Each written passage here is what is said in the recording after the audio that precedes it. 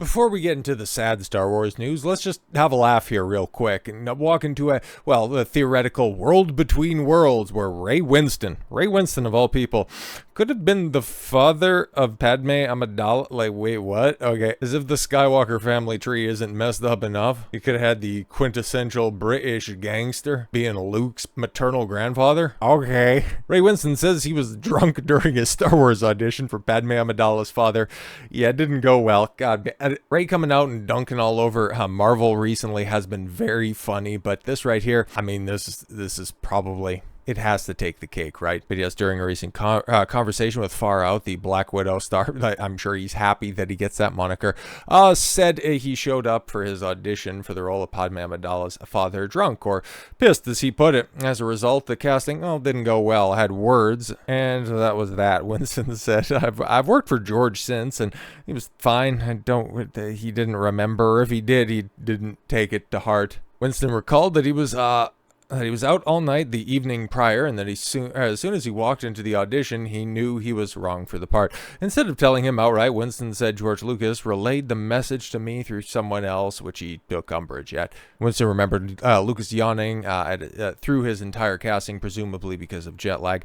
After the trial was over, the Star Wars mastermind was dead silent, prompting Winston to tell him, why don't we both have about 15 minutes sleep, and then I'll fuck off. Yo, that's fucking hilarious. Oh, man. And here's the thing, man. We're never going to get funny stories like that anymore because everything is just so corporatized, sanitized, just shitty slop. And it's not like anybody who's attached to the now wrapped up Ahsoka Season 2 couldn't be cut from a similar jib. I mean, Rory McCann, the Hound, after all, who was taking over for the late great Ray Stevenson, another Ray that was in Star Wars. But I digress. I mean, like, he's definitely liable to, pull some Ray Winston-esque escapades, but who would he do that with? Especially on this cast, because holy crap, man, what we're hearing coming out of this, because for months now at this point in time, given the fact that this thing started filming back in April, and it's taken them 6 months to crank out what is probably going to be 8 episodes of 45 minutes long, which you can honestly be distilled down to about 15 minutes worth of content, because I don't know the last time any one of you went through a watch through of Ahsoka Season 1, but everybody at the time thought that it was literally the greatest thing ever because, oh my god, he Vadered, it's red, this is the Clone Wars. That was one episode. That was episode 5. The rest of it had coping Thrawn, the Golden Girls-esque chase sequence with the turtle people on the other planet that looks exactly like any other planet in the fucking Star Wars galaxy, stupid night witches, and one of the most embarrassing chase sequence involving space flak cannons and a transport ship getting close enough to a super star destroyer, hyperdrive engine transport ship, and needing to get Chopper close enough to throw a tracking signal on it. Oh my god, it's just, that entire show sucks so bad. But no, we're getting to Season 2 because this is in fact Dave Filoni's OC, Do Not Steal, and he's gonna try his damnedest to make her the central character, the main character of Star Wars moving forward. And as such, with the conclusion of Season 2 finally wrapping, as was announced by the Sabine actress, I forget her name, but we're obviously going to be going over that here in a moment. He put out a post on Instagram on the 6th indicating that, yes, Season 2 has finally finished up finally finished up filming. And so we can anticipate Season 2 coming along. At this point in time, probably late summer, or we'll probably be talking about this time next year. Because you got stupid Mando and Grogu that'll come out, and if that thing is as big of a bomb as everybody's kind of anticipating at this point in time, perhaps this gets hurried along. But yeah, don't be surprised if we're in for 8 to 10 months of post-production. So yeah, late summer, early fall. That's what I'm thinking. And while early in filming, as I was mentioning a little bit before, we've heard a ton of rumors, all of the keys that can come out and be potentially jangled, from Obi-Wan to Luke to a bunch of the other creepy cartoon characters Dave Filoni cooked up during the time of Rebels and the Clone Wars, both of which reputation is just dwindling as days go on. But who knows? It'll be a bunch of faces that you vaguely recognize and no story that'll be comprehensive or cohesive at all. Some of the creatives behind the scenes, well, now we're starting to get some real true blue Star Wars veterans at this point in time.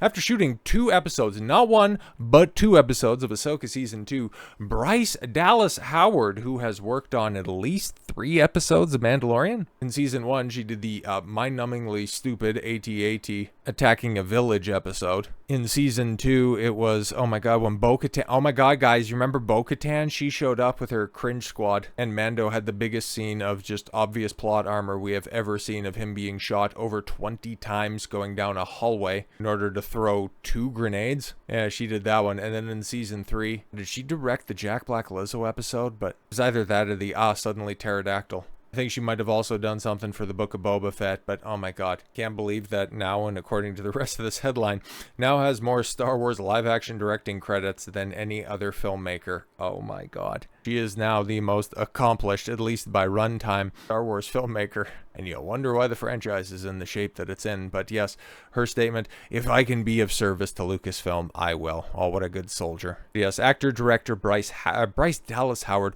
recently wrapped up directing 2 episodes of season 2 of the Star Wars streaming series Ahsoka, and she's already hoping to continue on working in the venerable sci-fi franchise. I love it so much. I yearn to stay on this path, being able to be in that world and grow and learn and challenge myself, Howard tells People. But also, it's not just about me. It's about the medium. For me, I've let go of wishing or yearning for something that is specific in terms of results, like film, animation, streaming, whatever it is. So if I can be of service to Lucasfilm, I will. Okay, kind of weird statement there, because that really ends up getting translated into, yeah, so my hopes and dreams were crushed, so whatever, I'll get in wherever I can fit in. And if you've seen Bryce Dallas Howard in recent years, where she can fit in is becoming an increasingly smaller list of places. Howard goes on to praise the working environment at Lucasfilm. Wow, because that's normally a place of much derision for other people, but especially the studio's willingness to work with individual filmmakers to bring their creative visions to life. And what is one of Bryce Dallas Howard's creative visions? Well, according to Screen Rant and a couple of the other shill sites, Ahsoka Season 2 filming gets a major update from Star Wars Best TV Director, well, best, most accomplished. Anyways, Bryce Dallas Howard gives a major Ahsoka Season 2 filming update and teases her romantic episodes. Oh, fuck. Howard has directed several of the all-time best Star Wars TV episodes, including Zero Friends Again and Skeleton Crew. Holy shit, I forgot that happened. Legitimately. The Harris in Mandalorian Season 2. Yep, that was the Bo-Katan episode that I mentioned before. And the Return of the Mandalorian in the Book of Boba Fett. Oh, so she did 2 episodes for Season 3 of The Mandalorian. Anyways, Howard is now directing 2 episodes of Ahsoka, which began production in April, expected to premiere in 2026. And as we know, just finished filming. Season will follow Ahsoka Tano, Sabine Wren, Baylan Skull, and Shin Hati on Peridia, while Grand Admiral Thrawn threatens the New Republic. Yes, and even if he loses, he'll find new and interesting ways to cope about it. Oh, they blew up my Star Destroyer. Everything is going exactly to plan. Ezra got away, and he managed to rally the disparate forces of the New Republic, just as I wanted. Fucking, I'm looking forward to this season, not because it's going to be good, not for any reason that Lucasfilm would want me to be looking forward to this. I want to know how dumb it's ultimately going to get. So while speaking at Los Angeles Comic-Con, Howard revealed that she has finished shooting her 2 episodes of the Ahsoka Season 2. Okay. She also hints at her episodes being romantic and including everything that fans want out of an epic story. Oh, God. I just finished shooting 2 episodes this summer for Ahsoka Season 2. It was so good. It's beautiful, it's thrilling, it's adventurous, it's romantic, and it's all the things you wanted from an epic story. What does this mean for Ahsoka Season 2? Well, take a look at what the quote-unquote Ahsoka fandom is pining for.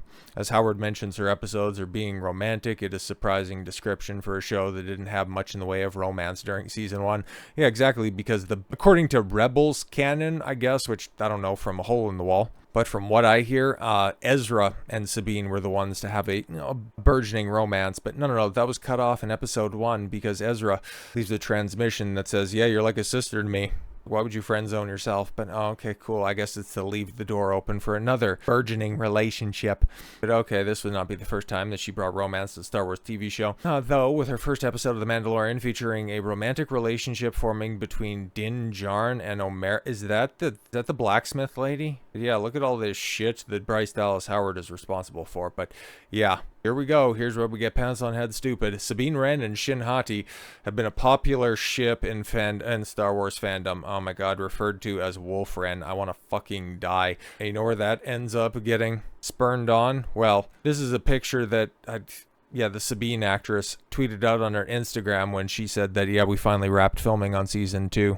And given that both of them are out there on Peridia, where you've got goofy-ass Shin Hati in control of the roaming band of almost samurais. Oh my god, kill me. And then you got Balin out there investigating what is, I guess, supposed to be the father and the son for Mortis. And then Sabine and Ahsoka are visited by an owl, which is supposed to be the daughter or all of this shit is going to be so fucking stupid when it eventually does come around. But yeah, if this is what people are looking forward to, if this is what people want, fantastic, good for you. And this is why Star Wars is as fucking dead as it is. Appealing to shippers worked out well for you with the Acolyte. So I guess to all the people that are still holding out hope, unironically, for season 2 of The Acolyte, well, you're going to get one of the more unctuous plot beats once again.